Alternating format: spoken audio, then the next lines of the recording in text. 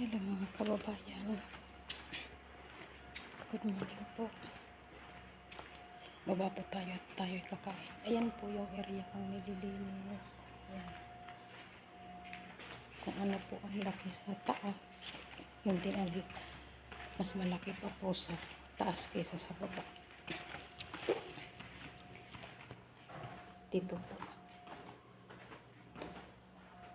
Ayan ang area ko. So,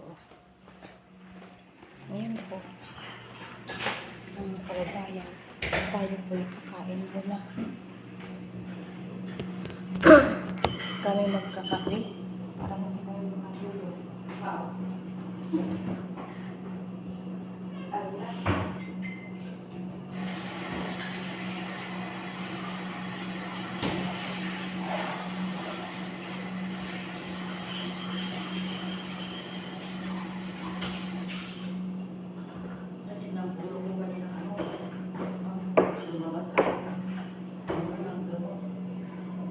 Andiyan pa si Amo.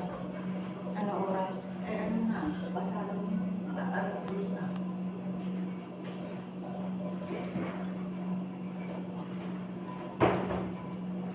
Tayo magkape. Kape lang. Kape lang.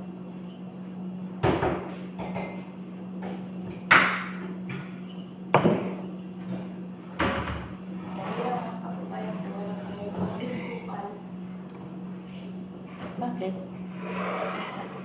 Nagtano ba yun?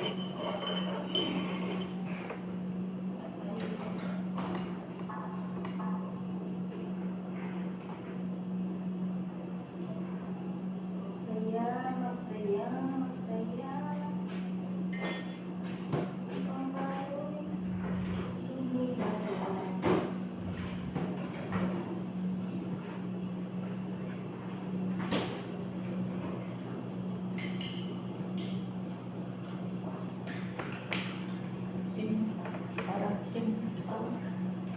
Parang Hindi yan kasi makapal yung isa.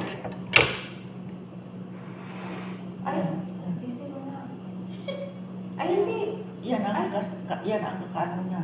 Yan din ang Iba to. Kala ko sim. Tara po kababayan, kumain po tayo. Ito po yung ano.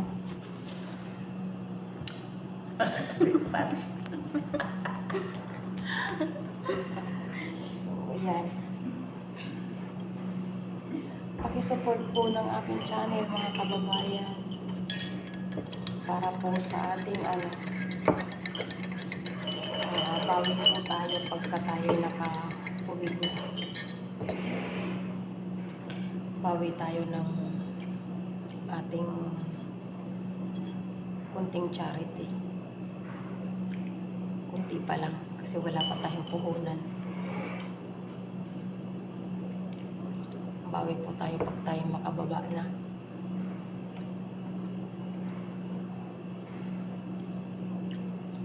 Sana po nagkape na rin po kayo. Yung nasa Pilipinas po sana nakapag-tanghalian na. Tanghalian, mag-alas 3 na either.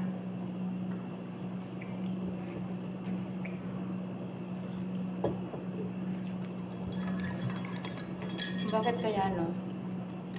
Ang kape iinitin. After that palalamigin kasi hindi naman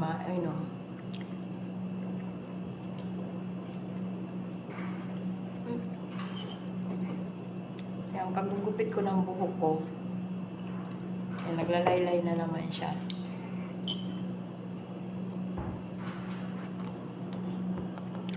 Yan, kasi against the light.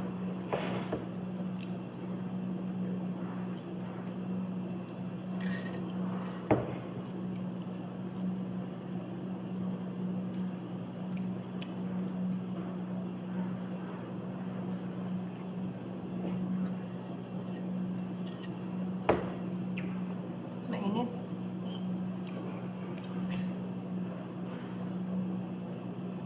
Bakit kaya no? Gusto natin kumain pero pag naandyan na wala pa. Nakakasawa naman. Kung saan naman mainit pa siya.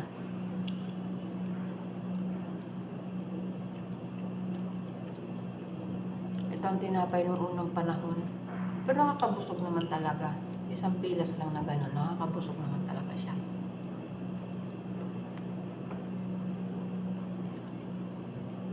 Kasi wala siyang pangpatubo.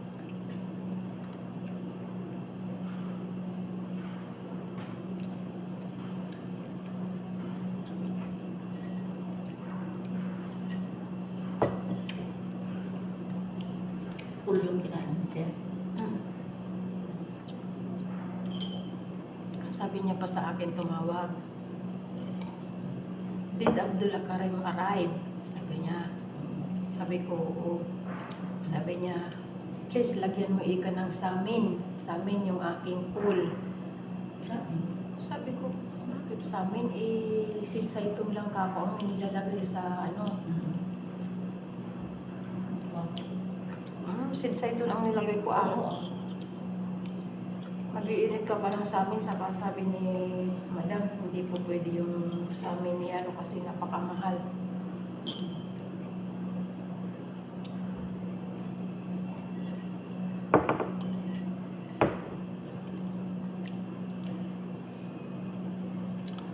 Ang tagal maubos, no? Isang ano, ganito lang siya kalaki, kay ang mga kababayan ko. Ganito lang kalaki pero hirap ubusin.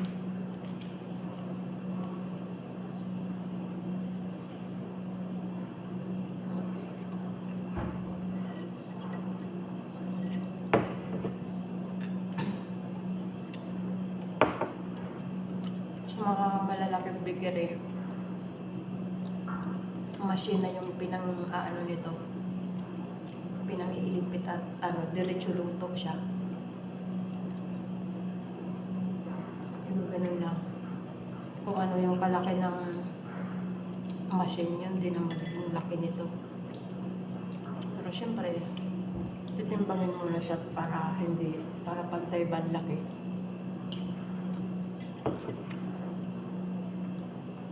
Kailangan pag may bikira ka, kailangan may gramo-gramo ka na ano.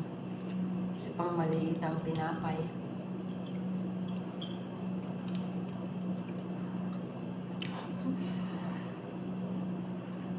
Diyos ko, sa Pilipinas ngayon, mga kababayan, ganito kalaki, 2 piso.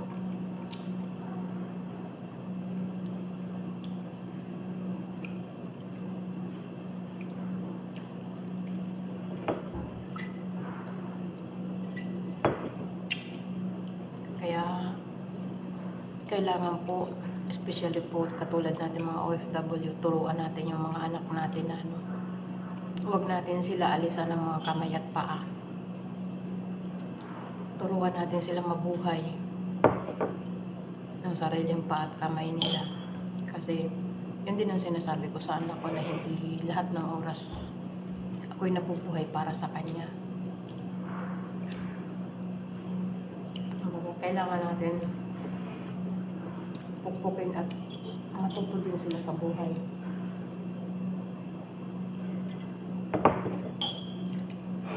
Lalo ko sinasabi na ang pera dito ay hindi ginapiko, ginapala.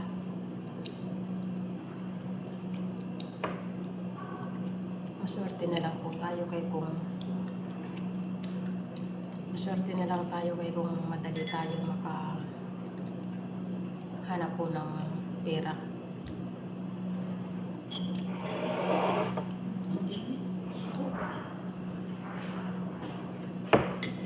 Summer na talaga.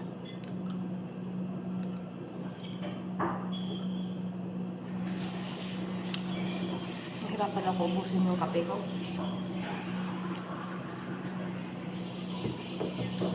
Katinang-kati yung kamay ko sa kaliwa. Kasi mali, parang may dadaanan naman na pera ang katinang kamay ko sa kaliwa. Masilayan kaya natin yung sahod. Sa ibila. Masilayan kaya natin ang sahod.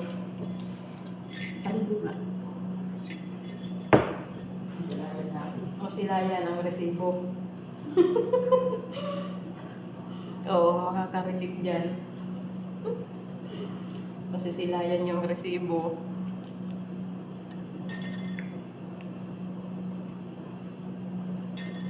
Ah.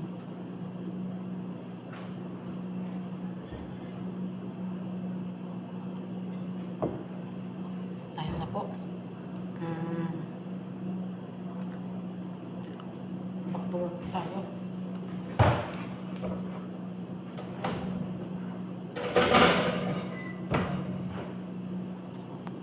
Tara na. Sige po mga kababayan. Saan man po sulok kayo ng mundo, mag-iingat po kayo parati.